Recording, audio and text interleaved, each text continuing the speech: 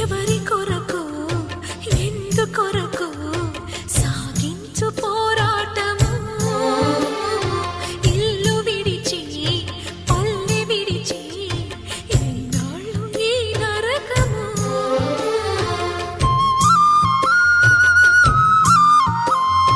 గుండెలో బాధలను దాచుకోవాలి